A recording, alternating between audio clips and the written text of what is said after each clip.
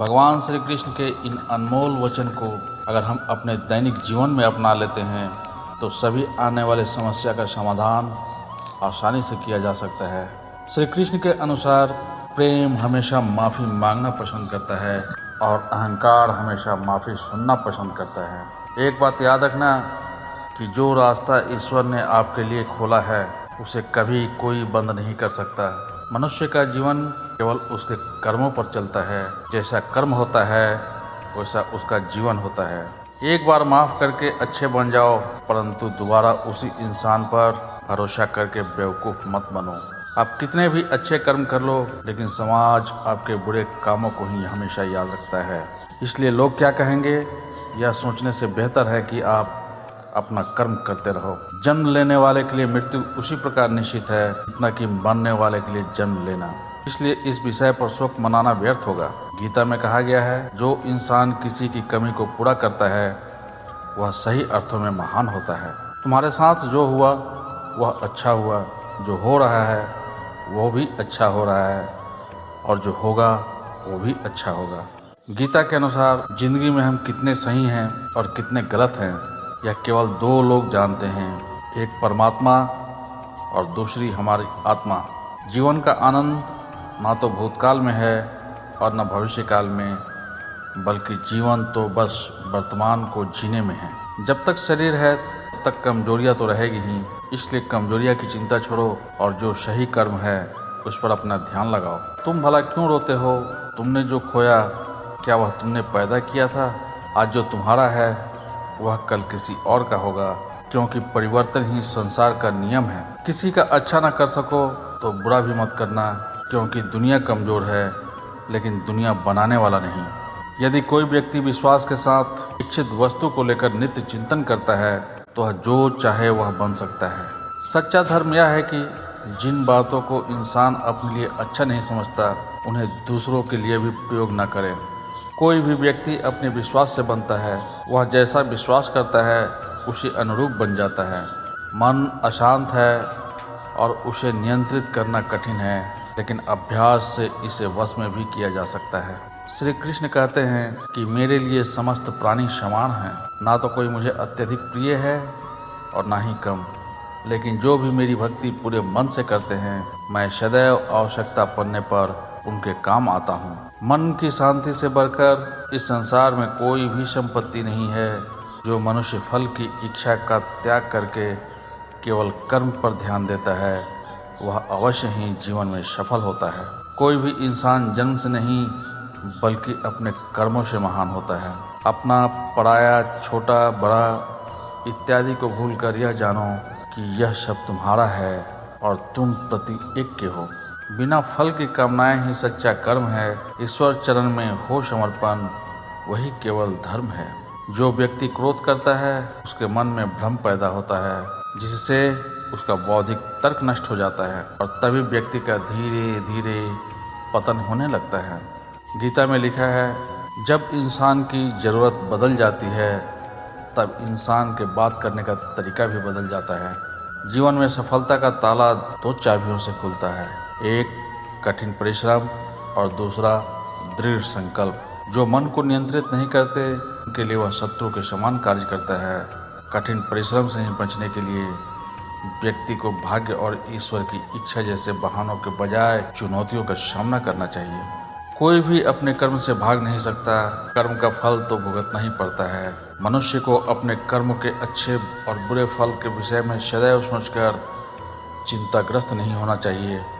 मनुष्य अपने विश्वास से निर्मित होता है, जैसा वह विश्वास करता है वैसा वह बन जाता है। जो मनुष्य प्रतिदिन खाने, सोने और आमोद प्रमोद के कार्यों में लिप्त रहता है वह नियमित तौर पर योगाभ्यास करके समस्त क्लेशों से छुटकारा पा सकता है। जब इंसान अपने कामों में आनंद खोज लेता है तब वे पूर्णता प्राप्त करता है। श्रीमद् भागवत गीता का मुख्य उद्देश्य मानव कल्याण करना है, इसलिए प्रत्येक मनुष्य को सदैव मानव कल्याण की ओर अग्रसर रहना चाहिए। माफ करना और शांत रहना सीखिए, ऐसी ताकत बन जाओगे कि पहाड़ भी रास्ता देंगे। व्यक्ति को अपने इंद्रियों को वश में रखने के लिए बुद्धि और मन को नियंत्रित रखना होगा। जो होने वाला है वो होकर ही रहता है और जो नहीं होने वाला है वह कभी नहीं होता। ऐसा निश्चय जिनकी बुद्धि में होता है उन्हें चिंता कभी नहीं सताती।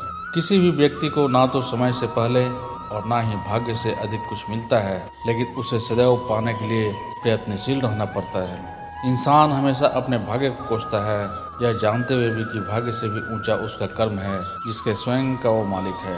व्यक्ति को आत्मज्ञान के माध्यम से संदेह रूपी अज्ञानता को समाप्त करना चाहिए। सत्य कभी दावा नहीं करता कि मैं सत्य हूँ, लेकिन झूठ हमेशा दावा करता है कि सिर्फ मैं ही सत्य हूँ। परिवर्तन संसार का नियम है। संसार के साथ संसार में हर चीज परिवर्तन का नियम का पालन करती है। अगर व्यक्ति शिक्षा से पहले संस्कार, व्यापार से पहले व्यवहार और भगवान से पहले माता पिता को पहचान ले तो जिंदगी में कभी कोई कठिनाई नहीं आएगी। जीवन में आधे दुख इस वजह से आते हैं क्योंकि हमने उनसे आशाएं रखी है जिनसे हमें नहीं रखनी चाहिए थी। भगवान ही इस सृष्टि की रचना करते हैं और भगवान ही इसका पालन पोषण और इस सृष्टि का विनाश भी करते हैं। जब संसार में धर्म की हानि होगी, अधर्म की विजय, तब भगवान इस पृथ्वी पर अवश्य ही किसी न किसी रूप में अवतार लेते हैं।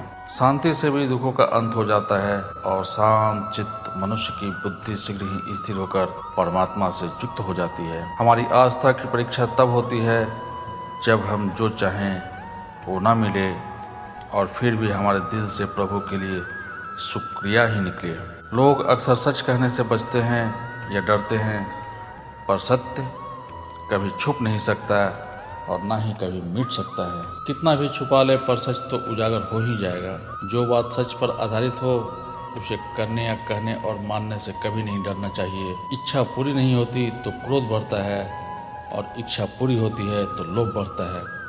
इसलिए जीवन की हर स्थिति में धैर्य को बनाए रखें। धर्म केवल रास्ता दिखाता है, लेकिन मंजिल तक तो कर्म ही पहुंचाता है। श्री कृष्ण कहते हैं, अगर तुम्हें किसी ने दुखी किया है तो बुरा मत मानना। लोग उसी पेड़ पर पत्थर मारते हैं जिस पेड़ पर ज्यादा मीठे फल होते हैं। स्वार्थ से रिश्ते बनाने की कितनी भी कोशिश करो वह कभी नहीं बनते, और प्रेम से बने हुए रिश्ते को कितना भी तोड़ने की कोशिश करो वो कभी नहीं टूटते। जिस मनुष्य ने जवानी में बहुत पाप किए हैं उसे बुढ़ापे में नींद नहीं आती। मनुष्य जिस रूप में ईश्वर को याद करता है, ईश्वर भी उसी रूप में दर्शन देते हैं। अपने कर्तव्य का पालन करो। सज्जन व्यक्तियों को सदैव अच्छा व्यवहार करना चाहिए, क्योंकि इन्हीं के पद चिन्हों पर सामान्य व्यक्ति अपने रास्ता चुनता है। बुद्धिमान को अपनी चेतना को एकजुट करना चाहिए और फल के लिए इच्छा छोड़ देनी चाहिए। मन अवश्य ही चंचल होता है, लेकिन उसे अभ्यास और वैराग्य के माध्यम से वश में लाया जा सकता है। इंद्रियों की दुनिया में कल्पना सुख की प्रथम शुरुआत है और अंत जो दुख को जन्म देता है। इस संपूर्ण संसार में कोई भी व्यक्ति महान नहीं जन्मा होता है, बल्कि उसके कर्म उसे महान बनाते हैं। जीवन में कभी गुस्सा या क्रोध न करें, यह आपके जीवन को विध्वंस कर देता है। आप कब सही थे उसे कोई याद नहीं रखता, बल्कि आप कब गलत थे सबके जुबान पर रहता है। सभी काम छोड़कर बस भगवान में पूर्ण रूप से समर्पित हो जाओ। भगवान तुम्हें सभी पापों से मुक्त कर देंगे। जो व्यक्ति मैं और मेरा इत्यादि की भावना से मुक्त हो जाता है उसे जीवन में शांति की प्राप्ति होती है। जिस प्रकार से प्राकृतिक मौसम में बदलाव आता है, ठीक उसी प्रकार से जीवन में भी सुख दुख आता रहता है। वह कभी अस्थायी नहीं रहता। इस जीवन में ना कुछ खोता है ना व्यर्थ होता है। जो लोग परमात्मा को पाना चाहते हैं वह ब्रह्मचर्य का पालन करते हैं। भगवान श्री कृष्ण कहते हैं कि मैं इस संसार की सुगंध हूँ, अग्नि की ऊष्मा हूँ और समस्त जीवित प्राणियों का आत्मसंयम हूँ। संपूर्ण समाज में जब अधर्म और पाप बढ़ता है तो ईश्वर धर्म की पुनः स्थापना के लिए धरती पर अवतार लेते हैं। जैसे अंधेरे में प्रकाश की ज्योति जगमगाती है, ठीक उसी प्रकार से सत्य की चमक भी काफी फीकी नहीं पड़ती। इसलिए व्यक्ति को हमेशा सत्य बोलना चाहिए।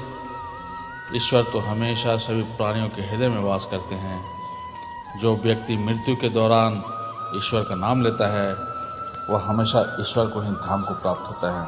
वह हमेशा ईश्वर का ही धाम को प्राप्त होता है, इसमें कोई शक नहीं। गीता की इन बातों में छिपी है जीवन जीने की कला। आप भी जानें, भगवत गीता के आदर्शों पर चलकर मानव न केवल स्वयं का भला कर सकता है बल्कि संपूर्ण मनुष्य जाति का कल्याण कर सकता है। श्रीमद् भगवद गीता न केवल धर्म का ज्ञान कराती है बल्कि जीवन जीने का ढंग भी बताती है। महाभारत के युद्ध के पहले श्री कृष्ण और अर्जुन के बीच का संवाद मानव के लिए प्रेरणादायी है। गीता के उपदेशों के अनुसार हम न केवल खुद का बल्कि समाज का भी भला कर सकते हैं।